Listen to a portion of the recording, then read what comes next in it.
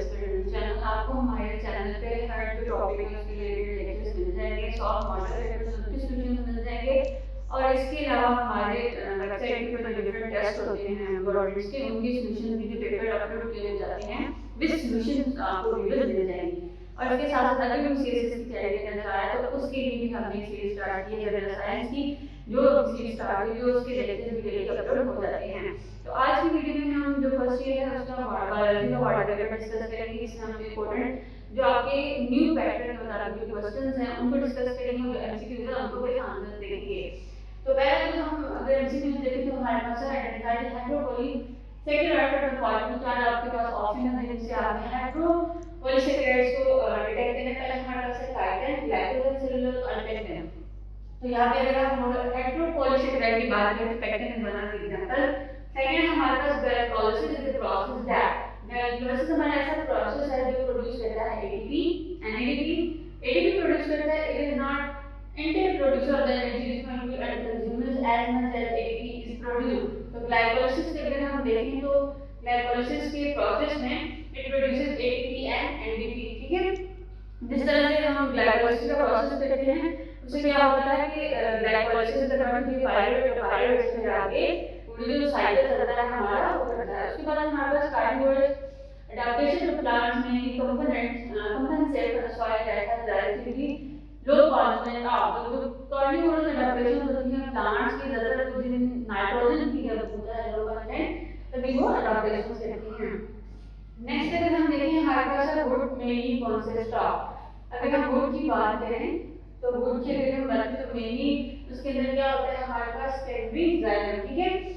Would के अंदर ज्यादातर हमारे पास सेकेंडरी जाइलम प्रेजेंट होते हैं। Next what is the P grade representing N EC जब भी आप ईसी की बात करें तो पी ग्रेड क्या रिप्रेजेंट करती है, it represent the depolarization of the atom. Next है आपका photo respiration is a problem for plant growth because photo respiration का प्रोसेस प्लांट्स के लिए किस तरह से हार्मफुल हो सकता है। ये problem harmful user problem create कर सकता है क्योंकि अगर हम नॉन फोटोसिंथेसिस का प्रोसेस देखें तो उसमें कार्बन डाइऑक्साइड क्या होती है फिक्स होकर बन रही होती है, ठीक है। लेकिन फोटो रेस्पिरेशन क्या करता है, कार्बन डाइऑक्साइड को रिलीज करवाता रहता है और जो प्रोसेस होता है इस वजह से हम ये बोलते हैं कि फोटो रेस्पिरेशन है वो प्लांट्स के लिए प्रॉब्लम है क्योंकि वो कार्बन डाइऑक्साइड को क्या कह रहे हैं बना रहे हैं कि वहां पे बन रहे और यहाँ फोटो रेस्पिरेशन क्या करता है उसी कार्बन डाइऑक्साइड को रिलीज कर देता है। जैसे इसका जो सी ऑप्शन है वो है effectively unused the word the photosynthesis by releasing carbon dioxide। unused कर देता है photosynthesis बना रहे हैं उस प्रोसेस से और photo respiration उस कार्बन डाइऑक्साइड को क्या कहते हैं रिलीज कर रहे हैं। नेक्स्ट अगर हम देखें हमारे पास है in contrast the kingdom animalia and the plant the organism अब देखिए द फंजाई है। अगर फंजाई की बात करें तो प्लांट्स और एनिमल्स से उनका जो डिफरेंट हमें एक कैरेक्टरिस्टिक्स देखना है हमारे पास सेलुलोज सेंट्रियोल्स न्यूक्लियोमाइटोसिस। ये अगर हम एनिमेलिया और प्लांट में देख लिए हैं इतना अगर हम हेटेरोट्रॉफिक मोड ऑफ न्यूट्रिशन क्या है फंजाई की ये कैरेक्टरिस्टिक्स है। Which of the following is not common to all division of muscular plant. तो कौन सी ऐसी चीज है जो सारे डिवीजन ऑफ मस्कुलर प्लांट्स में प्रेजेंट नहीं है, ठीक है। तो जो एक डेवलपमेंट ऑफ सीड है जब हम मस्कुलर प्लांट्स के डिवीजन करते हैं तो कुछ प्लांट्स में डेवलपमेंट ऑफ सीड नहीं होती है जिसमें होती है, ठीक है। Next is which of the following sub division of animal kingdom include all the other in the live. जिसमें सारे अगर हम ऑर्गेनिज्म की बात करें सब इंक्लूड हो जाते हैं।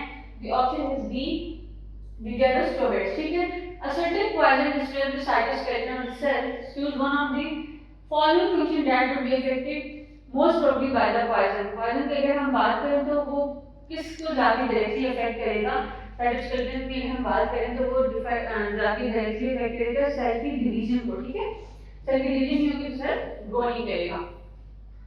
नेक्स्ट अगर हम देखें तो हमारे पास है असम wants to study the detail function of the glycosomes ordinarily he suggests one of the following material that will be more suitable for his research।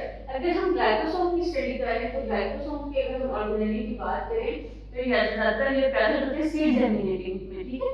Seed germinating condition में प्रेजेंट होते हैं और ये रिच होते हैं ऑयल से। जब भी आप ऑयल सीड्स लेंगे तो वहां पे क्योंकि जो ग्लाइकोसोम्स हैं वो सब प्रेजेंट होंगे, इनकी कंसंट्रेशन ज्यादा होगी तो वहां उस स्टेज में आप क्या कर सकते हैं तो इस ऑर्गेनेली को स्टडी कर सकते हैं।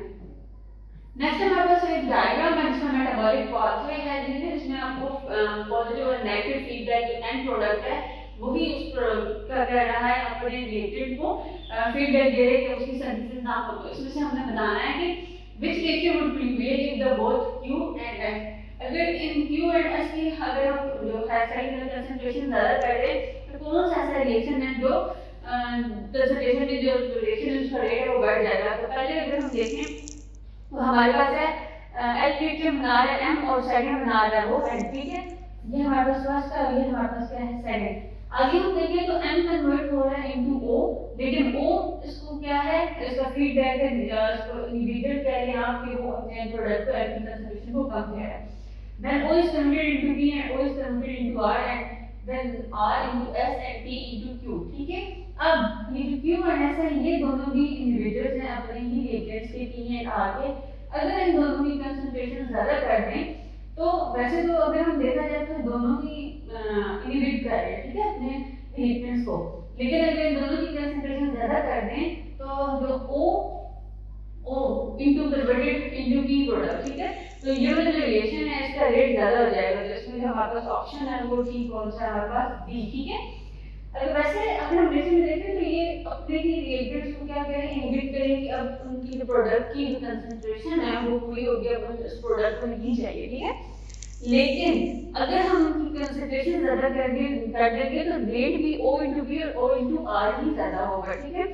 नेक्स्ट अगर हम क्वेश्चन देखें तो हमारे पास है a microbiologist found that some bacteria infected by the bacteriophages had developed ability to make particular amino acid that it couldn't make before. This new ability was for the other result of, जब भी हम किसी की बात करते हैं कि sir हम बैक्टीरियोफेज की बात करें तो उन्हें नई एबिलिटी आई, उसके अंदर जीन्स प्रेजेंट नहीं थे, लेकिन अब उसके अंदर ये एबिलिटी आ गई जो जीन्स प्रेजेंट है, तो इसका मतलब है कि उन्होंने वो वाला बैक्टीरिया वो जीन किसी से कैरी किए हैं। तो अगर हम इसकी प्रोसेस की बात करें तो हमारे पास आता है ट्रांसडक्शन, ठीक है। जब भी हम बैक्टीरियोफेजेस ऐसे वायरसेस जो बैक्टीरिया को लेते हैं, ठीक है, जब वायरसेस की बात करते हैं वो आपस में जो ट्रांसफर करते हैं genetic material because of transduction. Next is only an animal species with a diaphragm can be expected to have, अगर किसी भी एनिमल स्पीशीज में डायफ्राम होगा तो ऑब्वियसली उसमें क्या होनी चाहिए, प्रेजेंट होनी चाहिए नर्व्स, ठीक है। नेक्स्ट है कि long lived plant has a critical night length of the 9 hours which is the following 24 hours cycle will prevent flowering, ठीक है। तो अगर एक हमारे पास लॉन्ग लिव्ड प्लांट है तो उसकी नाइट जो आवर्स है वो क्रिटिकल नाइट है, ठीक है। अब हमें बताना है कि कितनी ड्यूरेशन चाहिए उसकी जो फ्लावरिंग की है, नाइट की ड्यूरेशन की उसकी क्या हो, ग्रोथ को कम करे, ठीक है। तो अगर हम 24 आवर साइकिल देखें तो वो हमारे पास एक डार्कनेस का पीरियड कितना होना चाहिए। तो इन ऑप्शन में से अगर हम देखें जो हमारे पास डी ऑप्शन है कि 8 आवर्स की लाइट हो हमारे पास, 8 आवर्स हमारे पास डार्क हो, फ्लैश लाइट हो, और फिर हमारे पास क्या हो, 8 आवर्स डार्क हो, ठीक है। तो इस तरह से अगर हम देखें तो हमारे पास ये जो पीरियड बनता है 8 hours of the light and 8 hours of the night, तो ये ड्यूरेशन जो है उस लॉन्ग लिव्ड प्लांट की जो फ्लावरिंग है उसको प्रिवेंट करने के लिए बिल्कुल ठीक है। नेक्स्ट है हमारे पास diagram, the given diagram illustrates three distance cell, तीन डिस्टेंस सेल हैं जिनकी हमें तीन डिफरेंट वाटर पोटेंशियल बताएंगे, -3 -100 -200 -3 directional movement of water molecule. Water molecules की अगर हम बात करें वाटर पोटेंशियल के अकॉर्डिंग तो वैसे जो मूवमेंट होती है वाटर की from higher concentration to the lower concentration, ठीक है। तो यहाँ पे हमें जो तीन एडिशन सेल्स दी गई हैं और उनकी वाटर पोटेंशियल बता दी गई है, उसके अकॉर्डिंग अगर हम देखें तो वाटर में मूव करना है from the higher concentration to the lower concentration. तो माइनस अगर 100 देखें तो ये हमारे पास क्या है, हाई कंसंट्रेशन। जिस तरह माइनस में जो वैल्यू ज्यादा होती है उसकी जो ओरिजिनल अगर हम देखें तो वैल्यू क्या होती है, कम होती है, नंबर प्रेशर बहुत ज्यादा, ठीक है। ये नंबर में कम है लेकिन इसकी वैल्यू क्या है, हाई।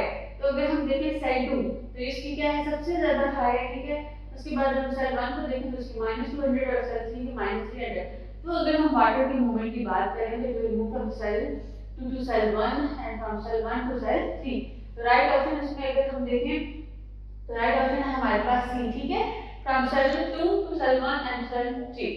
नेक्स्ट है हमारे पास after surgical movement removal of the infected gall bladder, a person must be specially careful और स्ट्रिक्ट हिज इनटेक ऑफ। अगर किसी का गॉल ब्लैडर आप कट सर्जिकली रिमूव हो जाए तो उसको किसका इनटेक नहीं करना चाहिए। तो गॉल ब्लैडर में हमारा डाइजेस्ट स्टोर होता है बाइल, ठीक है। तो जो फैट की डाइजेशन होती है इसमें हेल्पफुल होता है। तो जैसे बात अगर किसी का बाल ब्लेडेड ही रिमूव हो गया है तो बाल की स्टोरेज नहीं होगी, तो उसको क्या करना चाहिए, जो फैट की कंजम्पशन है वो कम से कम करनी चाहिए। नेक्स्ट अगर हम देखते हैं शॉर्ट क्वेश्चन आंसर, ठीक है।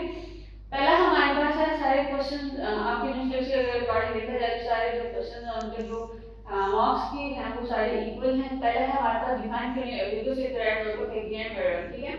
तो इन तीनों को आपने डिफाइन करना है, इनकी डेफिनेशंस लिखनी है, आप एग्जांपल भी इंक्लूड कर सकते हैं।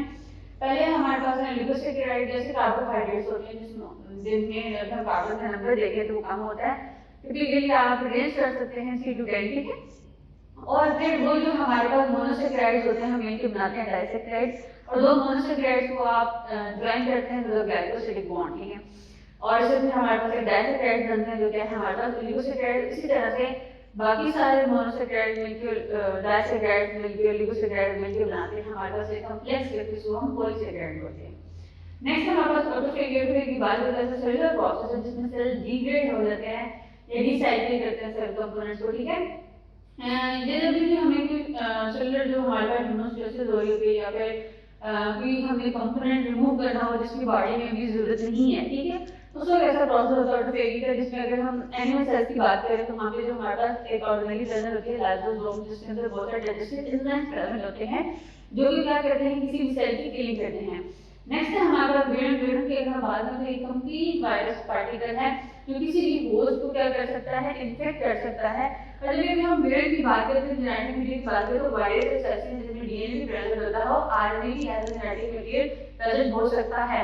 ये किसी होस्ट को जाके इन्फेक्ट करते हैं तो वहाँ पे हम लिविंग कहते हैं, लेकिन आउटसाइड अब ये होस्ट लिविंग नहीं है, ना ही ये अपनी रेप्लिकेशन कर सकते हैं। जब किसी होस्ट पे जाते हैं उसकी मशीनरी यूज करके जेनेटिक इंफॉर्मेशन अपनी इनके पास है, लेकिन जो मशीनरी यूज करनी है वो होस्ट की यूज करेंगे और कहते हैं डिफरेंट पार्टिकल्स बनाएंगे और फिर बॉडी को या तो इन्फेक्ट करेंगे या तो फिर वायरस से सबसे पढ़ाई के लिए वायरस हम लोग इन्फेक्ट करते हैं, लेकिन साइटोलाइसिस करते हैं सेल की और फिर बाद में कलर डिस्पर्स हो जाते हैं या फिर थोड़ी देर के लिए डॉर्मेंट स्टेज में रहते हैं, ठीक है। और फिर जब उनको लगता है कि उन्होंने अब किसी स्टेज पे जाके सेल को इन्फेक्ट करेंगे, डाइजेस्ट करेंगे उस सेल को, लाइसिस कर देंगे उस सेल की, और फिर क्या होगा कि फिर सेल से रिमूव हो जाएंगे। नेक्स्ट अगर हम देखें हमारे पास है this the unifying feature of the archaea that distinguish them from bacteria. तो ऐसे कौन से कैरेक्टरिस्टिक्स हैं जो आर्किया को बैक्टीरिया से डिफर करते हैं, उसके अगर हम बात करें पहले हम सेल वॉल की कंपोजिशन को देखेंगे, ठीक है। सेल वॉल की कंपोजिशन में अगर देखें तो दोनों में ही सेल वॉल प्रेजेंट होती है, लेकिन कंपोजिशन थोड़ी सी डिफर करती है। हमारे पास जो आर्किया सेल्स में बैक्टीरियोग्लाइकन नहीं होती, ठीक है। तो अगर हम बैक्टीरिया की बात करें तो मेन कंपोनेंट है उनका वो बैक्टीरियोग्लाइकन होता है, लेकिन इसमें आर्किया सेल में हमारे पास ग्लाइकोप्रोटीन्स और सीरम हम बैक्टीरियोग्लाइकन प्रेजेंट होते हैं। उसके बाद हम लिपिड कंपोजिशन की बात करें तो जो आर्किया होते हैं वो थोड़ी यूनिक होते हैं कंपेयर टू बैक्टीरिया, क्योंकि उनके पास लिंक लिपिड्स होते हैं जिसमें आइसोप्रोनॉट जो चेंज होती है वो ज्यादा होती हैं एज कंपेयर टू बैक्टीरिया। उसके बाद हमारे पास जेनेटिक और मेटाबॉलिक पार्ट की बात करें तो जो आर्किया है हमारे पास उनके यूकेरियोट्स से थोड़े थोड़े जो मेटाबॉलिक और जेनेटिक प्रोसेस है वो मिलते हैं। जब हम बैक्टीरिया की केसेस की बात करते हैं तो वहाँ पे ऐसा नहीं है, ठीक है, क्योंकि हमारा जो डीएनए रेप्लिकेशन होता है आर्किया का वो सिमिलर होता है एज कंपेयर टू यूकेरियोटिक। जब भी बैक्टीरियल या फिर हम यूकेरियोटिक सेल की डीएनए रेप्लिकेशन के प्रोसेस देखते हैं तो आर्किया ऐसा है जिसकी जो रेप्लिकेशन का प्रोसेस है वो ज़्यादा सिमिलर हो रहा है, तो उसमें मैच हो रहा है eukaryotic as compare to bacteria. Next हमारे पास था टुडे फॉलोइंग टेबल जो डिजीजेस आपको बताएंगे जिनमें हमने पॉजिटिव एजेंट लेने और कुछ आपको पॉजिटिव एजेंट बताए जाएंगे जिनकी आपने डिजीज लेती हैं। सबसे पहले हमारे पास ट्यूबरकुलोसिस थी। ट्यूबरकुलोसिस की बात करें तो हमारे पास माइकोबैक्टीरियम ट्यूबरकुलोसिस बना था main agent for causing tuberculosis this is the rain born, जिसमें हम माइक्रोस्पोरस की स्पीशीज इंक्लूड कर सकते हैं जिसमें हमारे पास देखेंगे ऑरियोली, ठीक है। नेक्स्ट सॉफ्ट और इंफ्रारेड जिसमें हमारे पास फाइटोफोरा इंटेस्टिन्स है। उसके बाद एक्टिव फूडर्स में हमारे पास ट्राइकोफाइटन है, ठीक है।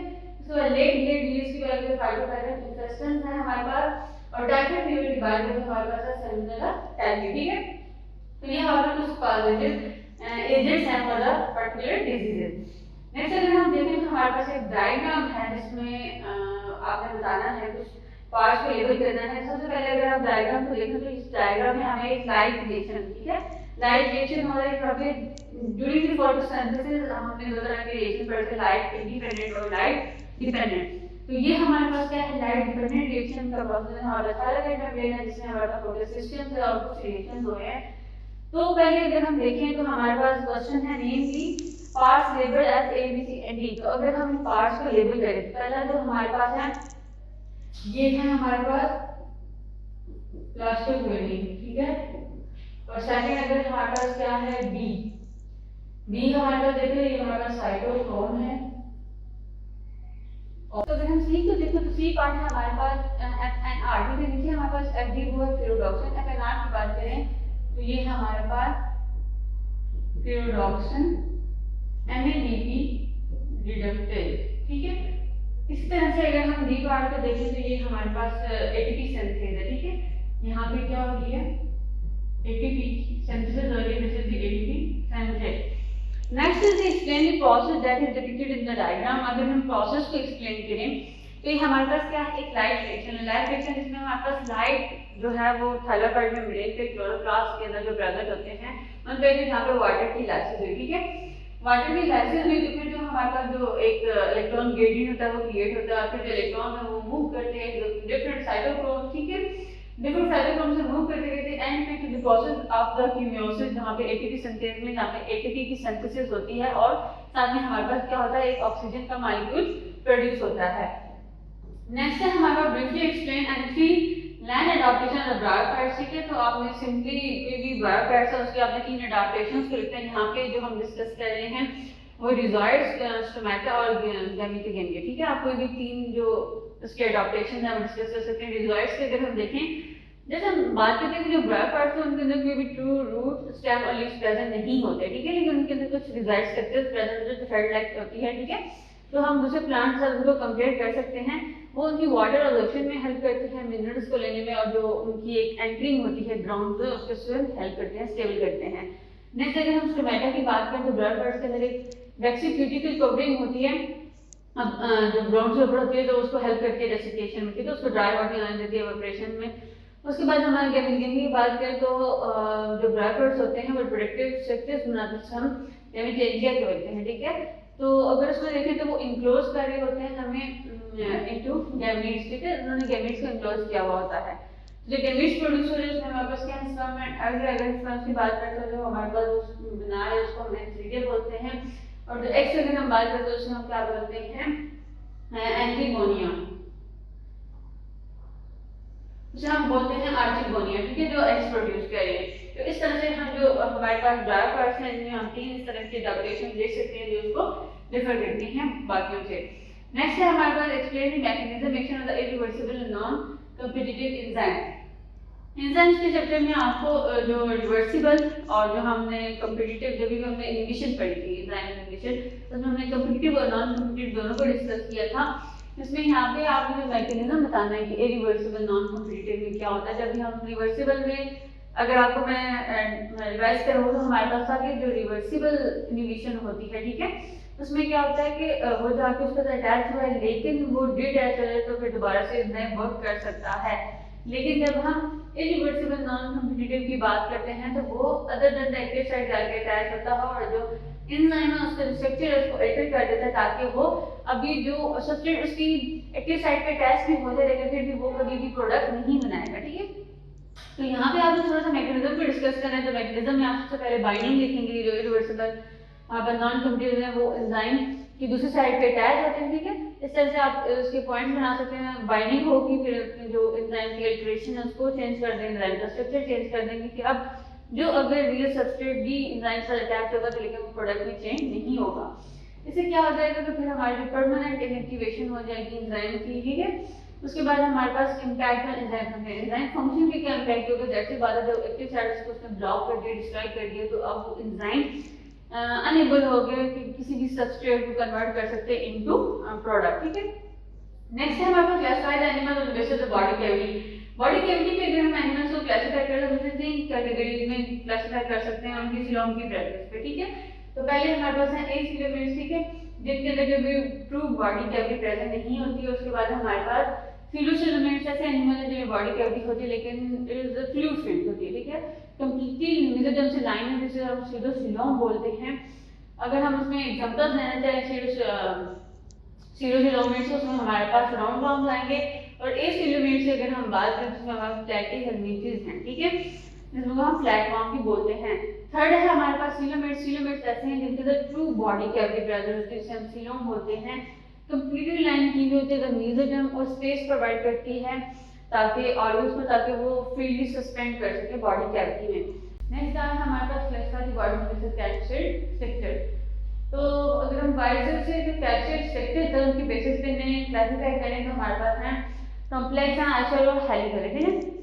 अपने अब तीनों स्ट्रक्चर्स के अंदर कुछ मेन फैक्टर्स उनके लिए देने हेलिकल की अगर हम बात करें तो ये हमारे पास होता है रॉड लाइक और फिलामेंट्स होते हैं, ठीक है। हेलिकल इंफ्रास्ट्रक्चर तो आइसो हेलिकल की बात करें तो इसके जो कैप्सूल प्रोटीन्स होती हैं वो अरेंज होती है सिमेट्रिकल। आइसो को 120 साइडेड इंफ्रास्ट्रक्चर होता है, इसमें हम पोलियो वायरस और एडिनो वायरस एग्जांपल ले सकते हैं, और हेलिकल में हम इन्फ्लुएंजा और टोबैको मोज़ेक वायरस है। उसके बाद कॉम्प्लेक्स कैप्सूल की बात करें अगर हम, तो हमारे पास ऐसे ये कैप्सूल्स हैं इनका जो कॉम्प्लेक्स स्ट्रक्चर होता है as compare to helical icosahedral, ठीक है। इसमें एग्जांपल्स हमारे पास हैं टीकोबैक्टीरियोफेजेस। बैक्टीरियोफेजेस की अगर हम इनकी बात करें, बैक्टीरियोफेजेस ऐसे हमारे पास वायरसेस हैं जो बैक्टीरिया को इन्फेक्ट करते हैं, उनकी किलिंग करते हैं, उन्हें हम अरेंज करते हैं इनटू कॉम्प्लेक्स, ठीक है। उसके बाद है हमारे पास इन्वेलप कैप्सूल। इन्वेलप कैप्सूल में एक होता है कि उन वायरसेस के ऊपर हमारे पास एक एडिशनल लेयर आ जाती है लिपिड की जो उसकी प्रोटेक्शन में हेल्प करते हैं, उनको हम बोलते हैं इन्वेलप वायरस, ठीक है। जो वो लेयर ड्राइव करते हैं इन्वेलप की, वो ड्राइव हो रही है from the host cell membrane, ठीक है। इसमें एग्जांपल अगर हम लें तो हम हर्पीज वायरस का एग्जांपल ले सकते हैं। नेक्स्ट आपने फंक्शन लिखना है पैंक्रियास का as a exocrine gland. Exocrine जो हमारे पास पैंक्रिया आता है उसका अगर फंक्शन की बात करें तो वो हमारे पास एंडोक्राइनिक भी है और एक्सोक्राइनिक भी है, ठीक है। एंडोक्राइनिक में जो हार्मोन प्रोड्यूस करे, लेकिन एक्सोक्राइनिक में अगर हम बात करें तो ये हमारे पास किस तरह से हेल्प करता है। इसके अंदर बहुत सारे डाइजेस्टिव एंजाइम्स प्रेजेंट होते हैं। डाइजेस्टिव एंजाइम्स क्या करेंगे, जाके जो हमारे पास बायोमॉलिक्यूल्स होंगे जो भी हमारे पास हैं, अदर प्रोटीन, कार्बोहाइड्रेट, लिपिड जो भी हैं, उन सबको डाइजेस्ट करेगा। उनके लिए एक स्पेसिफिक एंजाइम होगा जो उसको जाके डाइजेशन करेगा। नेक्स्ट है रोल ऑफ एंजाइम इन ड्यूडेन। ड्यूडेन में क्या होगा कि सारे हमारे पास जो एंजाइम है वो पैंक्रियास से ड्यूडेन में जाते हैं कि वहाँ पे वो उसकी रीअब्जॉर्प्शन में और जो कुछ हमारे पास मॉलिक्यूल्स रह जाते हैं जिन्होंने डाइजेस्ट होना होता है तो वहाँ पे उसकी प्रॉपर करके डाइजेशन होती है। उसके बाद डाइजेशन मैक्रोन्यूट्रिएंट, मैक्रोन्यूट्रिएंट में आप जिस तरह होता है कि कार्बोहाइड्रेट, प्रोटीन और लिपिड्स एग्जांपल ले सकते हैं। उनमें जो एंजाइमेटिक हैं पैंक्रियाटिक एंजाइम वो क्या करते हैं, हेल्प करते हैं। उसके बाद जो मेन है हमारे पास है neutralization of the gastric acid, क्योंकि स्टमक की जब हम बात करते हैं जो स्टमक में जो हमारा फूड डाइजेस्ट होता है वहाँ पे एसिडिक इन्वायरमेंट, वहाँ पे जो काइंड बनता है वो क्या है हमारे पास एक एसिडिक है। तो उसकी एसिडिटी को न्यूट्रलाइज करने के लिए भी जो हमारे पास बाइकार्बोनेट आयन होते हैं वो भी डेवलप होते हैं इनटू द पैंक्रियास, ठीक है। नेक्स्ट है हमारे पास role of the abscisic acid as plant growth regulator.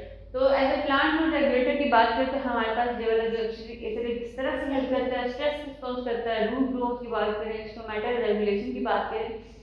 तो सबसे पहले हमारे पास स्टोमेटल रेगुलेशन की अगर हम देखें तो ये उसकी जो परचेज है, उसके जो वाटर की ऑप्टिमाइज एफिशिएंसी उसको ऑप्टिमाइज करके स्टोमेटल की रेगुलेशन करता है।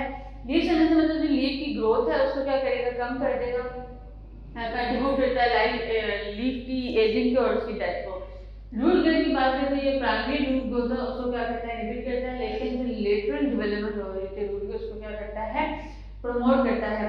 नेक्स्ट है हमारे पास सीड डॉर्मेंसी जर्मिनेशन। जब भी सीड ने डॉर्मेंट स्टेट में जाना होता है कभी उसने जर्मिनेट नहीं करना, लेकिन एक स्पेसिफिक कंडीशन पे एनवायरनमेंट में ही वो जर्मिनेट करेगा, तो इसमें हेल्प करता है। स्ट्रेस रिस्पॉन्स में क्या करता है, जो प्लांट्स कभी भी स्ट्रेस कंडीशन में आ गए तो उन्होंने किस तरह से कोप करना है एनवायरनमेंट से, अपनी डेवलपमेंट करनी है उस कंडीशन में, वाटर को लूज नहीं होने देना, टोमेटो को क्लोज करना, उस सब में भी ये क्या करता है, एब्सिसिक एसिड अपना रोल प्ले कर रहा होता है। नेक्स्ट है हमारे पास sketchy graph showing the activation energy of enzyme catalyse and non catalyse reaction. तो ये जो हमने एंजाइम्स के जो हमारा लेक्चर था उसमें भी हमने देखा था कि अगर आप एक ग्राफ होगा जिसमें हमारे पास एक्स एंड वाई, ठीक है, तो यहाँ पे हमारे पास है रेट ऑफ रिएक्शन और यहाँ पे अगर हम एंजाइम लेके अगर हमने एंजाइम को यूज किया है या नहीं किया, ठीक है। फॉर एग्जांपल हमारे पास एक रिएक्शन है जिसमें रिएक्टेंट्स हैं ए, जिन्होंने कन्वर्ट होना है इनटू बी। अगर हम एंजाइम ये हम ले सकते हैं विदाउट एंजाइम पहले वाला। अगर हम एंजाइम यूज नहीं करेंगे उस हमारे सबस्ट्रेट को प्रोडक्ट में चेंज होने के लिए एक्टिवेशन एनर्जी क्या चाहिए, ज्यादा चाहिए, ठीक है। तो ये जो ग्राफ शो कर रहा है ये आपको एक्टिवेशन एनर्जी शो कर रहा है। अब ए को बी में कन्वर्ट होने के लिए अगर एंजाइम यूज नहीं करेंगे तो वैसे भी हमने देखा था कि जो हमारे पास बॉडी में केमिकल रिएक्शंस हो रहे थे, मेटाबॉलिक प्रोसेस हो रहे थे, उनको जब उन्होंने सबस्ट्रेट में प्रोडक्शन में चेंज होना होता है तो वहाँ पे उसको एनर्जी ज़्यादा चाहिए होती है, ठीक है। तो नॉर्मल एंजाइम नहीं होते तो हमारी जो बॉडी है वो इतनी एनर्जी प्रोवाइड नहीं कर सकती, वहाँ पे किसी भी रिएक्शन कन्वर्ट होकर एक्टिवेशन एनर्जी ज़्यादा है। लेकिन अगर हम कोई एंजाइम यूज कर देंगे तो वो क्या करेगा, इसी ही जो हमारे सबस्ट्रेट कन्वर्ट होने प्रोडक्ट में उसकी एक्टिवेशन एनर्जी को कम कर देगा, ठीक है। एक्टिवेशन एनर्जी को कम कर दिया उसने, ठीक है। तो ये हमारे पास जो ग्राफ है एक्टिवेशन एनर्जी को शो कर रहा है। ये विदाउट एंजाइम अगर हम देखें तो हमारे पास एक्टिवेशन एनर्जी ज़्यादा चाहिए थी, लेकिन अगर हम एंजाइम यूज कर लेंगे, ठीक है, तो हमारे पास एक्टिवेशन एनर्जी कम हो जाएगी। अब जो हमारे पास सबस्ट्रेट है, जो रिएक्टेंट्स है वो प्रोडक्ट में जल्दी कन्वर्ट होंगे, ठीक है। तो अगर हम एंजाइम्स की बात करें तो एंजाइम्स का जो मेन फंक्शन है वो यही है कि वो जो रेट ऑफ रिएक्शन होता है उसको इंक्रीज कर देता है और दूसरा क्या करता है, उसकी एक्टिवेशन एनर्जी को कम कर देता है, ठीक है। तो इस तरह से जो हमारा ग्राफ है वो बनेगा कि reaction without enzyme and reaction with enzyme, ठीक है। हमने रिएक्शन को क्या किया, कैटालाइज किया और एक्टिवेशन एनर्जी को क्या कर दिया, कम कर दिया। नेक्स्ट अगर हम देखें तो हमारे पास है, हम स्केच करना life cycle of the Plasmodium slime mode dramatically, ठीक है। तो आपने एक स्लाइम मोड की जो आपने उसकी बतानी है कि किस तरह से उसका जो लाइफ साइकिल है वो प्रोड्यूस होता है, ठीक है। तो इस तरह से आपने जाएगा हमारे सामने प्लाज्मोडियम की बैक्टीरिया यूज है, फिर उसमें जो ब्लॉक स्पोर्स हैं किस तरह से वो जर्मिनेट करते हैं, स्पॉन्ज सेल बनते हैं, फिर ठीक है उनकी ग्रोथ होती है, फिर प्लाज्मोडेमी होती है, कैरियोडेमी होती है, ठीक है। दो सेल्स आपस में डिवाइड होते हैं, जो उसका न्यूक्लियस है वो भी डिवाइड होता है, और देन दे जब उनमें फर्टिलाइजेशन होती है डेवलप इनटू जाइगोट, फिर जाइगोट से वापस माइक्रो और फिर देन इनटू फुल हमारे पास प्लाज्मोडियम क्या होता है, डेवलप होता है। नेक्स्ट है हमारे पास how to differentiate the ascomycota and basidiomycota show at least 6 features in comparison table. तो आपने कुछ इस तरह से टेबल बना के डिफरेंशिएट करना है बिटवीन द बेसिलोमाइकोटा एंड एस्कोमाइकोटा। पहले उसके स्ट्रक्चर की बात करें तो हमारे पास जैसे साइक्लिक स्ट्रक्चर होता है और बेसिलो की बात करें तो क्लास स्पोर फॉर्मेशन देखें तो ये जो स्पोर्स बन रहे होते हैं वो इनसाइड दी एंकर्स बन रहते हैं और अगर बेसिलो बात करें इनटू बेसिडिया हैबिटेट है जो डाइवर्स हैबिटेट है, ठीक है। ये ज्यादातर सॉइल और वुड्स में प्रेजेंट होते हैं। सेक्सुअल रिप्रोडक्शन, एसेक्सुअल रिप्रोडक्शन की बात करें तो ये अगर हम एस्कोमाइकोटा की बात करें तो कॉमनली बाय एसेक्सुअल स्पोर्स वोनिडिया और बेसिलो की बात करें तो ये फर्मेंटेशन से बनते हैं, ठीक है। उसके बाद एग्जांपल्स में अगर हम देखें तो हमारे पास है यीस्ट, उधर है मशरूम, उसके बाद माइसीलियम सेक्टर। माइसीलियम किस तरह से रिफर करता है, जो एस्कोमाइकोटा होता है वो सेपरेट हाइफे होते हैं, जबकि हम इनकी बात करें लेकिन उनमें जो स्ट्रक्चर थे वो स्पोर होते हैं, लेकिन जब हम बेसिलो की बात करें ये भी बस सेपरेट हाइफे होते हैं लेकिन with dolipore core sector with central core, इनका जो कोर होता है वो सेंटर में होता है, ठीक है। तो इस तरह से दोनों वैसे हैं सेपरेट। इस तरह से लिखना आप, उसके बाद हमारे पास और differentiate between sporophyte and gametophyte generation of form adenium disc at least 6 feature. तो स्पोरोफाइट और गैमेटोफाइट दिए गए हम फंक्स में देखें तो हम उसको किस तरह से कैरेक्टराइज कर सकते हैं, आपने 5 फीचर्स लिखने हैं, हम इनमें से कोई भी लिख सकते हैं। पहले है हमारे पास डोमिनेंट जनरेशन। तो इसमें जाहिर सी बात है अगर देखें स्पोरोफाइट की तो वो हमारे पास क्या है, डोमिनेंट है। गैमेटोफाइटिक जनरेशन में देखें तो फ्री लिविंग और फोटोसिंथेटिक होते हैं। साइज में हमारे पास गैमेटोफाइट स्पोरोफाइट्स और ये लार्ज होते हैं, गैमेटोफाइट्स स्मॉलर होते हैं। क्रोमोसोम नंबर की बात करें तो स्पोरोफाइट हमेशा डिप्लॉयड होते हैं और गैमेटोफाइट होते हैं हैप्लॉयड। रिप्रोडक्टिव ऑर्गन्स की बात करें तो स्पोर्स फूड कहते हैं, ये गैमेट्स प्रोड्यूस करते हैं। ओरिजिन और डेवलपमेंट देखनी है इनकी। स्पोरोफाइट डेवलप होते हैं फ्रॉम जाइगोट और अगर हम गैमेटोफाइट की बात करें तो ये डेवलप होते हैं फ्रॉम द स्पोर्स, ठीक है। उसके बाद डिपेंडेंसी है स्पोरोफाइट जनरेशन की। जब भी हम बात करते हैं प्लांट हमने ज़्यादा देखा है कि हमारे पास स्पोरोफाइट जनरेशन थी वो इंडिपेंडेंट होती है, लेकिन हमारे पास जो गैमेटोफाइट होती है ये डिपेंडेंट होती है थोड़े हैबिटेट्स और उसकी जो कंडीशंस होती है एनवायरनमेंट की उस पर। तो अगर हम उसकी बात है हमारे पास परसिस्टेंट, ठीक है। परसिस्टेंस की बात करें तो जो हमारे पास स्पोरोफाइट होते हैं वो लॉन्ग लिव होते हैं as compare to the gametophyte, हमारे पास क्या होते हैं generally short live as compare to the sporophyte generation. Next है हमारे पास rightly adaptation of life for the parasitic mode of the life. कोई भी 3 अडॉप्टेशन लिखनी है कि किस तरह से वो अपने पैरासिटिक मोड है उसको जस्टिफाई करते हैं। First is the structure in house, ठीक है। पैरासिटिक ट्राइगोन की बात करें तो उनके पास कुछ स्ट्रक्चर्स होते हैं, ऐसे स्ट्रक्चर्स जो हो बोलते हैं जो होस्ट की टिश्यूज के साथ जो उन्होंने उससे कुछ लेना है, अपना ये जो फूड की रिक्वायरमेंट है, न्यूट्रिएंट की रिक्वायरमेंट है वो पूरी करने की, जाहिर सी बात है उनके अटैचमेंट के लिए होगा चाहिए कुछ हुक्स या स्ट्रक्चर्स, इस तरह के स्ट्रक्चर्स चाहिए। नेक्स्ट है हमारे पास रिड्यूस डाइजेस्टिव सिस्टम। जब भी हम पैरासिटिक ट्राइगोन्स की बात करें तो उनके अंदर बहुत सिंप्लीफाइड डाइजेस्टिव सिस्टम प्रेजेंट या फिर प्रेजेंट ही नहीं होता, ठीक है। और क्योंकि वो डायरेक्टली होस्ट टिश्यू से ही अपने न्यूट्रिएंट्स को ऑब्जर्व कर लेते हैं, तो उनको किसी कम्प्लेक्स डाइजेस्टिव सिस्टम की जरूरत नहीं पड़ती कि उन्होंने फूड इनटेक किया और उन्होंने फिर उसको डाइजेस्ट करना है, स्मॉलर फिर से एनर्जी लेनी है। ये डायरेक्टली ही क्या करते हैं, अपने होस्ट से न्यूट्रिएंट्स ही डायरेक्टली ले लेते हैं। तो किसी भी कम्प्लेक्स अगर हम डाइजेस्टिव सिस्टम की बात करें तो वो उनको जरूरत नहीं है। नेक्स्ट है हमारे पास complex life cycle. Life cycle इनके किस तरह से, क्योंकि इनकी डेवलपमेंट के लिए ना स्टेजेस बहुत ज़्यादा चाहिए होते हैं, ठीक है। तो अगर इसको डेवलप करना होता है तो हमें क्या चाहिए, एक प्राइमरी होस्ट चाहिए होता है, सेकेंडरी होस्ट जो है फाइनल, ठीक है। इस तरह से अगर इनकी लाइफ साइकिल की बात करें तो वो इनका थोड़ा सा कॉम्प्लेक्स है as compare to the other, ठीक है। नेक्स्ट है हमारे पास how endospores and exospores increase survival rate of bacteria. Bacteria के सर्वाइवल रेट में एंडोस्पोर्स और एक्सोस्पोर्स किस तरह से हेल्प करते हैं। पहला है हमारे पास एंडोस्पोर्स, जिनमें हम एंडोस्पोर्स जो है वो जो बैक्टीरिया है उसको रेजिस्टेंस प्रोवाइड करते हैं, क्योंकि एक्सट्रीम कंडीशंस आ रहे हैं, ठीक है। जिस तरह हमारे पास टेम्परेचर आ गया, कोई इस तरह की कंडीशंस आ गई हैं, तो वहाँ पे जो एंडोस्पोर्स है वो बैक्टीरिया को हेल्प कर देते हैं। सेकेंड है हमारे पास डोरमेंसी, ठीक है। डोरमेंसी में किस तरह करता है कि जब भी कंडीशन अनफेवरेबल होती है बैक्टीरिया की, तो वो बैक्टीरिया को क्या करता है, डोरमेंट स्टेट में चला जाता है।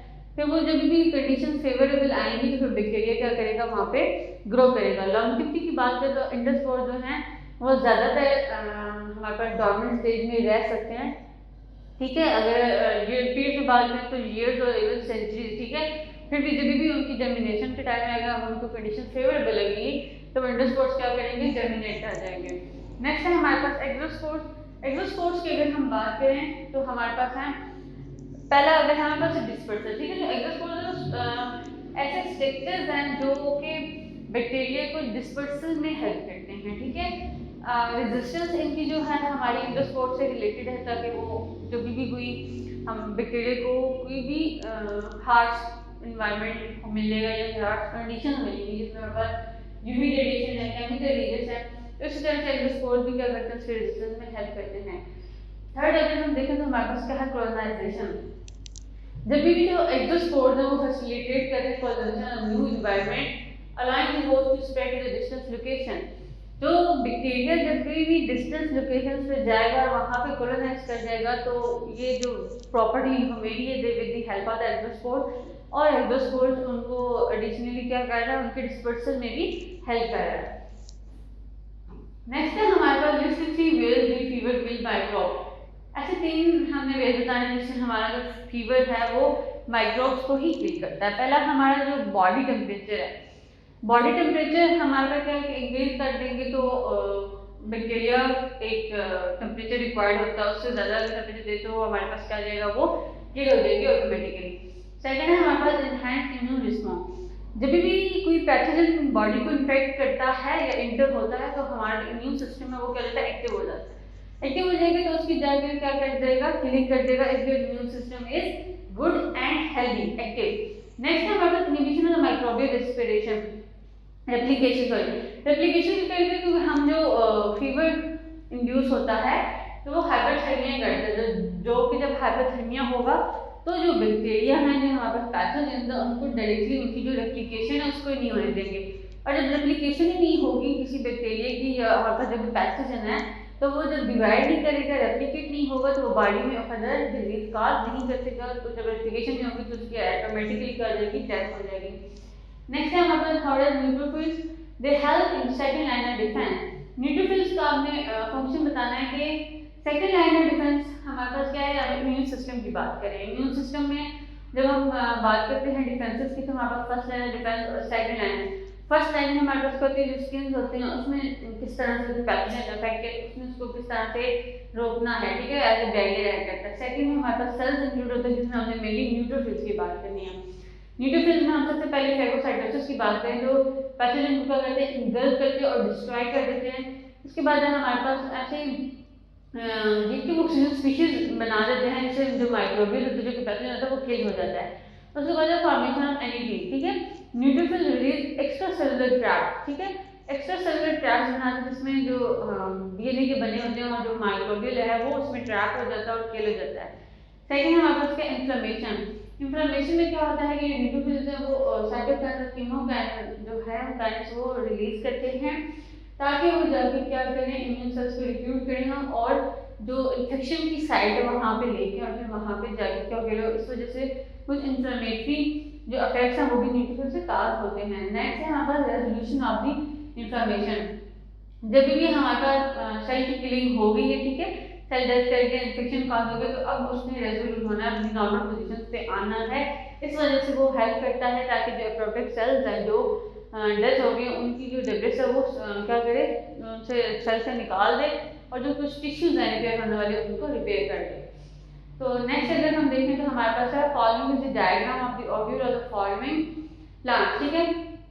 तो इसमें जो हमारे पास है, इसमें आपने सारे जो पार्ट्स हैं हमारे उनको लेबल करना है, ये ओव्यूल की स्ट्रक्चर बताना है कि कौन सा स्टेज ये रिप्रेजेंट कर रहा है ये ओव्यूल, ठीक है।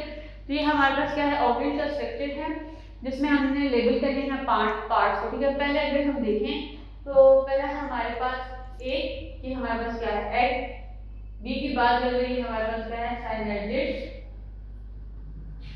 सी अगर हम देखें तो ये हमारे पास है पोलर न्यूक्लियाई या न्यूक्लियाई भी आप देख सकते हैं। और डी देखें तो ये हमारे पास क्या है एंटीपोडल्स, ठीक है।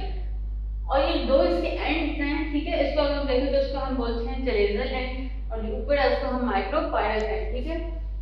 इसको लेबल तो नहीं है लेकिन आप वैसे इसको याद करें, this is the micropylar and this is the chalazal end, ठीक है। तो ये है हमारे पास ओव्यूल का स्ट्रक्चर, इसको आपने लेबल कर लिया। Next is which stage of the life cycle is represented by the label cell.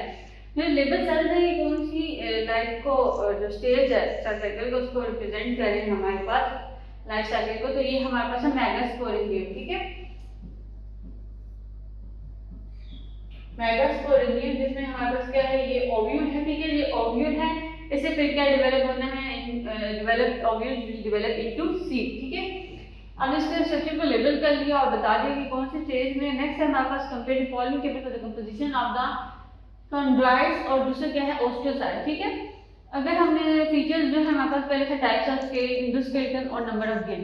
Chondrocyte की बात करें तो इनकी स्केल्स है हमारे पास थैलाकॉइड, उसमें हमारे पास है स्फिनॉइड स्केल। एंडोस्केलेटन कार्टिलेज से मिलकर बना होता है, ऑस्टियो का बोन से मिलकर बना है। गिल्स की बात करें 5 to 7 पेयर्स हैं। ओस्टियोसाइट की बात करें तो इसमें हमारे पास नंबर ऑफ 4 पेयर्स है। नेक्स्ट आपने डिफरेंस बताना था between the hydrophytes and xerophytes in tabular form. 6 features आपने डिस्कस करने हैं हाइड्रोफाइट्स एंड जीरोफाइट्स के, ठीक है। जिनमें से आप पहले हैबिटेट डिस्कस कर सकते हैं कि जो हाइड्रोफाइट्स हैं वो मेनली कहाँ प्रेजेंट होते हैं, जीरोफाइट ड्राई एनवायरनमेंट में, हाइड्रोफाइट हाइड्रो मींस वाटर, तो ये ज़्यादा इक्वेटिक एनवायरनमेंट की ही बात हो रही है। वाटर रिक्वायरमेंट हाइड्रोफाइट ऐसी बात है उन्हें अपनी ग्रोथ की सर्वाइवल के लिए जो वाटर है वो ज़्यादा से ज़्यादा चाहिए, लेकिन जीरोफाइट्स की बात करें तो वो लो वाटर को भी टॉलरेट कर सकते हैं क्योंकि इनका जो स्ट्रक्चर है वो इस तरह से होता है। उसके बाद लीफ की बात करें सेक्शन एंड डेलिकेट होते हैं, इनके थिक एंड वेक्सी होते हैं ताकि जो वाटर क्योंकि ऐसे इन्वायरमेंट में प्रेजेंट है जहाँ पे वाटर क्या है कमी है किल्लत है, तो उन्होंने उस स्ट्रक्चर से अडॉप्ट करके वाटर को लूज नहीं होने देना। नेक्स्ट है हमारे पास स्टोमेटा डिस्ट्रीब्यूशन। स्टोमेटा की किस तरह से डिस्ट्रीब्यूशन होती है, तो अगर हाइड्रोफाइट से देखें तो ये अबंडेंटली होते हैं लीव्स पे ताकि जो गैसेस एक्सचेंज है उनको ज़्यादा से ज़्यादा फैसिलिटेट करे। लेकिन जीरोफाइट की बात करेंगे तो इनके फ्यूज स्टोमेटा होते हैं, ठीक है। उसके बाद रूट सिस्टम है इनका शैलो एक्सेसिव होता है, इनका डीप एंड एक्सेसिव होता है। अडॉप्टेशंस देखें फॉर द गैस एक्सचेंज तो ये एरेनकाइमा, ठीक है, फिल्ड एयर स्पेसेस होती हैं जो फैसिलिटेट करती हैं ऑक्सीजन डिफ्यूजन को। अगर हम इनकी बात करें तो इनका जो लीफ स्ट्रक्चर है वही रिड्यूस होता है और हमारे पास और मॉडिफाइड जो स्टोमक स्ट्रक्चर्स हैं वो वाटर की जो लॉस है उसको क्या करते हैं कम करते हैं ताकि ज़्यादा से ज़्यादा वाटर लॉस ना हो। नेक्स्ट है हमारे पास differentiate between the growth phases of the bacteria with help of the growth curve. तो आपने ग्रोथ कर्व बनाना जिसमें हमने बैक्टीरिया की डिफरेंट स्टेजेस लैग, लॉग और ठीक है जो स्टेशनरी और डेथ फेज है उन सबको बताना। सबसे पहला हमारे पास लैग है जिसमें नंबर ऑफ बैक्टीरिया सेल्स वो इंक्रीज नहीं हो रहे थे। जिस तरह से उनका जो नंबर है इंक्रीज होना शुरू हो जाता है ड्यूरिंग द लॉग फेज, उसके स्टेशनरी फेज आती है जहाँ पे जो उनकी ग्रोथ है वो क्या होता है रेट होता है डेथ से वो इक्वल हो जाता है। उसके बाद डेथ फेज जब एक्सक्लूसिव रेट डिनर देता है लाइफ सेल जो बैक्टीरिया सेल्स हैं उनकी ग्रोथ कर जाती है कम हो जाती है या फिर डिक्लाइन करनी शुरू हो जाती है। नेक्स्ट आपके पास एक क्वेश्चन है पार्टिकुलर स्मॉल पॉलीपेप्टाइड, ठीक है। 9 अमीनो एसिड आपको दिए गए इनमें से 3 different enzyme to hydrolyze polypeptide at various sites, ठीक है। तो अब ये 3 आपको बताया गया, आपने इनसे इनका जो 5 फ्रेगमेंट था, एक टर्मिनल आपके पास एन, ठीक है, एन टर्मिनल से आपने पॉलीपेप्टाइड एक पूरी चेन बनानी है, ठीक है। तो उससे अगर हम देखें तो हमारे पास है alanine, leucine, aspartic acid, tyrosine, valine and leucine, ठीक है। तो पहला अगर हम देखें तो हमारे पास पहला है tyrosine, valine and leucine, glycine, proline, leucine, aspartic acid, tyrosine. तो अगर हम सबको कंपैरिजन करें तो ये स्टार्ट हो रही है हमारी एन से, ठीक है। तो ये होगा हमारा ग्लाइसिन, प्रोलिन एंड ल्यूसीन, पहले 3 हमारी ये आ गई, ठीक है। नेक्स्ट अगर हम देखें तो नेक्स्ट ये करेगी हमारे पास alanine, leucine, aspartic acid, tyrosine and leucine, ठीक है। तो ये जो हमारे पास स्ट्रक्चर है, जब हम इन तीनों को कंपैरिजन करते हैं कि किस तरह से जो है स्टार्ट है एन ग्लाइसिन से, प्रोलिन और ल्यूसीन से हो रहा है, ठीक है। उसके बाद अगर हम ल्यूसीन के बाद देखें तो हमारे पास है एलानिन, ल्यूसीन, एस्पार्टिक एसिड, उसके बाद है एस्पार्टिक एसिड, टायरोसिन, वैलिन। तो यहाँ से अगर इसको इसी के अंदर रखें तो आपको थर्ड वाला मिलेगा कि ये यहाँ से लेके ल्यूसीन तक ये वाला स्ट्रक्चर क्या है, इसके अंदर इंक्लूडेड है, ठीक है। उसके बाद हमारे पास है an glycine, proline, leucine, alanine और वैलिन, ठीक है। एलानिन और ल्यूसीन की अगर हम बात करें तो ये हमारे पास क्या है, यहाँ पे एलानिन और ल्यूसीन ये भी इसके अंदर इंक्लूडेड है। और जो फर्स्ट हमने इंक्लूड किया था उसमें हमारे पास ग्लाइसिन, प्रोलिन और ल्यूसीन इंक्लूडेड था। तो ये वाले 3 हमने इस साइड से उठा लिए और ये जो अगला था वो हमारा पूरा स्ट्रक्चर इसके अंदर था, ठीक है। तो इस तरह से जो हमने 3-4 को कंपैरिजन करके देख लिया कि जो हमारे पास अमाइनो एसिड का सीक्वेंस है वन से स्टार्ट होना है, ल्यूसीन से एंड होना है। उसके बाद प्राइमरी स्ट्रक्चर ने डिटरमाइन कर लिया, highlight the sequence of amino acid sequence in protein. इनका जो सीक्वेंस है उसको हमने हाईलाइट किया कि अमाइनो एसिड की हमारे पास किस तरह से इम्पोर्टेंस, आप कह रहे हैं कि किस तरह से इम्पोर्टेंस है। जाहिर सी बात है अमाइनो एसिड है वो प्रोटीन के स्ट्रक्चर बना रहे हैं, तो उसकी वो प्रोटीन फोल्डिंग में जो अमाइनो एसिड है वो डिटेक्ट करते हैं कि कौन सा अमाइनो एसिड लगेगा तो कौन सी प्रोटीन बनेगी। उसके बाद functional side, specific amino acid sequence form functional side of protein. तो एक स्पेसिफिक ही अमाइनो एसिड आके एक स्पेसिफिक प्रोटीन को बनाएगा उसकी फंक्शनल साइड पे। स्पेसिफिटी एंड सेलेक्टिविटी, ये इसी की बात है कि जो भी जब सेलेक्टिविटी होती है किसी अमाइनो एसिड की फॉर पर्टिकुलर प्रोटीन तो उसके लिए एक स्पेसिफिक अमाइनो एसिड ही आता है, पूरी एक चेन बनती है, हमारे पास एक पॉलीपेप्टाइड बनती है, ठीक है। तो आप ये 3 जो फंक्शन आप इसमें इंक्लूड कर सकते हैं। उसके बाद दौड़नी है हमारे पास इसमें डिजीज और म्यूटेशंस हैं, ठीक है, कि किस तरह से अमाइनो एसिड हैं वो क्या है, इंपॉर्टेंट है। अगर अमाइनो एसिड की एक भी, अगर आप कह रहे हैं कि अमाइनो एसिड चेंज हो गया जब प्रोटीन की सिंथेसिस हो रही तो एक हमारे पास न्यूक्लियोटाइड चेंज हुआ, न्यूक्लियोटाइड के चेंज होने की वजह से एक अमाइनो एसिड गलत लग गया उस जगह पे, तो जो प्रोटीन बनेगी वो फंक्शनल प्रोटीन नहीं बनेगी। इसमें आप एग्जांपल ले सकते हैं सिकल सेल एनीमिया की। उसके बाद एवोल्यूशनरी कंजर्वेशन अगर देखें तो जो कंजर्व्ड अमाइनो एसिड सीक्वेंस होते हैं वो इंडिकेट कर रहे होते हैं या फिर मूव कर देते हैं फ्रॉम जनरेशन टू जनरेशन, तो इस वजह से उनकी एवोल्यूशनरी हिस्ट्री में क्या होती है, ज़्यादा इंपॉर्टेंस होती है। Next is apply your knowledge of the fungi signify their role in genetic research. तो फंजन के अगर हम जेनेटिक रिसर्च में देखें तो आप किस तरह से अपना रोल प्ले करते हैं। फर्स्ट इज जेनेटिक मैनिपुलेशन, ठीक है। तो ये सिंपल स्पीशीज है जिनकी आप जेनेटिक मैनिपुलेशन करके उनके जो फंडामेंटल जेनेटिक प्रोसेसेस है उनको क्या कर सकते हैं, स्टडी कर सकते हैं, उनकी जीन रेगुलेशन को देख सकते हैं। कुछ माइक्रोबायोलॉजिकल टूल्स हैं, ठीक है, बनाते हैं जेनेटिक इंजीनियरिंग के लिए। जेनेटिक इंजीनियरिंग क्या है कि जब हम ऐसे जीन्स लेके उनको क्या करते हैं, उनकी स्टडी करते हैं या कुछ क्लोनिंग टेक्निक यूज कर ले। उसके बाद बायोलॉजिकल एप्लीकेशन देखें तो हमारे पास बायोटेक्नोलॉजी में इनका काफ़ी रोल है for producing enzymes protein. Genome sequencing में अगर हम देखें तो जो फंगल हमारे पास जीनोम एड्स हैं कंपैरेटिव जीनोमिक में ज़्यादा हेल्प करते हैं। और ह्यूमन जो डिजीज़ मॉडलिंग है उसकी जो रिसर्च है उसमें भी हम जो फंजल स्पीशीज हैं उनकी हेल्प लेते हैं। नेक्स्ट है हमारे पास advise 6 changes in lifestyle that will protect you from the hypertension and cardiac problem. अपने लाइफस्टाइल को चेंज करने से उसमें हेल्दी डाइट और बैलेंस डाइट इंक्लूड करने से और ऐसे फैक्टर जैसे कंडीशन लाने से अपनी लाइफ में बहुत सारी और डिजीजेस से बच सकते हैं। उसमें पहला हमारे पास है रेगुलर एक्सरसाइज। अगर हम रेगुलरली एक्सरसाइज करेंगे तो आपका जो बॉडी है वो क्या रहेगा, एक्टिव रहेगा। उसके बाद अपना जो आपने वेट है वो हेल्दी मेंटेन करना, ना ही बहुत कम हो ना ही क्या बहुत ज़्यादा हो। उसके बाद जो अल्कोहल है उसका इंटेक बहुत कम हो, स्मोकिंग क्विट कर दें, ठीक है। और बहुत सारी जो इन सारी प्रैक्टिसेस से क्या होगा कि आपका जो स्ट्रेस लेवल है वो मेंटेन रहेगा। नेक्स्ट है डिफरेंशिएट करें between the glycogen and starch, ठीक है। ग्लाइकोजन एंड स्टार्च में अगर आपने डिफरेंस देखें तो पहला हम स्ट्रक्चरल डिफरेंस देखें तो ग्लाइकोजन हाईली ब्रांच होता है, और स्टार्च की बात करें तो इसमें दो पॉलीसेकेराइड हम जो हमारा चैप्टर है चैप्टर नंबर 2 उसमें डिस्कस कर चुके हैं इनके स्ट्रक्चर्स को। फर्स्ट इज अमाइलोज और दूसरा माइलोपेक्टिन है। लोकेशन की बात करें तो जो ग्लाइकोजन है वो प्राइमरी एनर्जी स्टोरेज है, एनिमल्स हैं, और स्टार्च की बात करें तो वो क्या है, प्लांट्स हैं।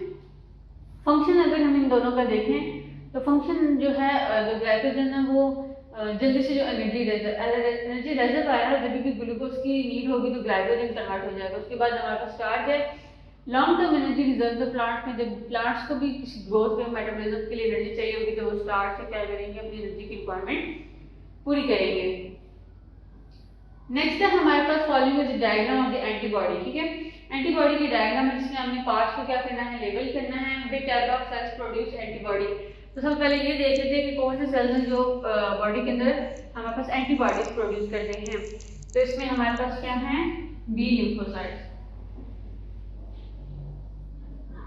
बी लिम्फोसाइट में हमारे पास क्या एंटीबॉडी प्रोड्यूस करते हैं, उसके बाद स्ट्रक्चर की बात करें पहले हमारे पास बैंड ऑफ ब्रिज, तो जो दो चेन्स को आपस में जोड़ के रखता है वो हमारे पास है डाइसल्फाइड ब्रिजेस या डाइसल्फाइड बॉन्ड, ठीक है।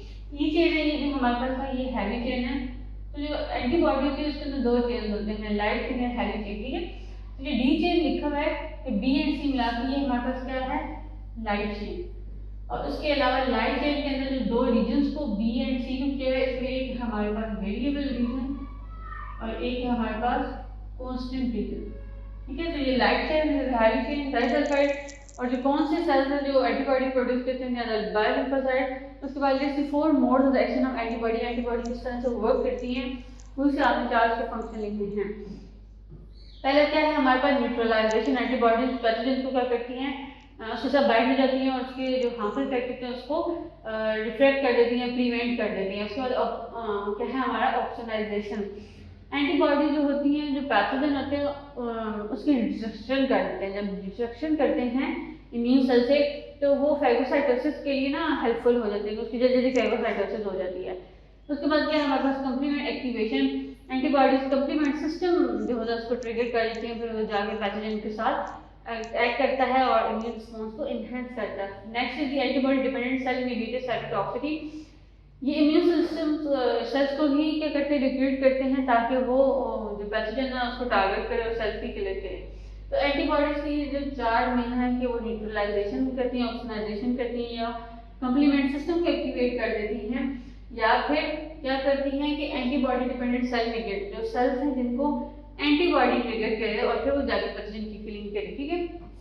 Next following is the diagram of 2 monosaccharide. तो ये हमारा मोनोसैकेराइड जिसमें हमने रॉ एंड ग्लाइकोसिडिक लिखे, ठीक है। तो ये हमारे पास 2 मोनोसैकेराइड ग्लूकोज स्ट्रक्चर है। इसमें अगर हम हमारे 2 मोनोसैकेराइड हैं, ये ग्लूकोज के स्ट्रक्चर में अगर इधर आपस में ग्लाइकोसिडिक बॉन्ड बनाना है तो हियर इज द OH, ये हम इसको लेबल करते हैं। तो यहाँ से क्या होगा, एक वाटर का मॉलिक्यूल रिलीज होना है। तो इनमें जो बॉन्ड बनेगा अगर हम उसे इस तरह से डिस्क्राइब करें, ठीक है, तो ये कुछ इस तरह से बनेगा, ठीक है।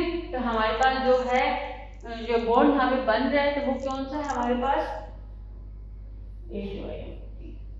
H2O वाटर रिलीज होगा और यहाँ पे जो बॉन्ड बन रहा है वो हमारे पास क्या है, ग्लाइकोसिडिक लिंकेज। इस तरह से 2 मोनोसैकेराइड में अगर आप तो यहाँ से इनको वाटर मॉलिक्यूल रिलीज होगा और यहाँ पे जो बॉन्ड बनेगा the centre will be the O, ठीक है। और डाइसैकेराइड बनाने तो यहाँ पे अगर हम आपने लिस्ट करना है कि आइडेंटिफाइड कौन से डाइसैकेराइड और मोनोसैकेराइड। अगर हमने यहाँ पे 2 ग्लूकोज के स्ट्रक्चर्स हैं, ठीक है, तो ग्लूकोज के 2 स्ट्रक्चर्स हैं, हमारे पास ग्लाइकोसिडिक बॉन्ड बनाया है, तो हमारे पास थर्ड जो डाइसैकेराइड है वो क्या बनेगा, विल बी द माल्टोज, ठीक है। क्लियर हो गया कि हमारे पास 2 मोनोसैकेराइड हैं, 2 मोनोसैकेराइड में अगर वो बॉन्ड बनाएंगे ग्लाइकोसिडिक बॉन्ड तो डाइसैकेराइड बनेगा between by the 2 glucose monosaccharide, it will be the maltose.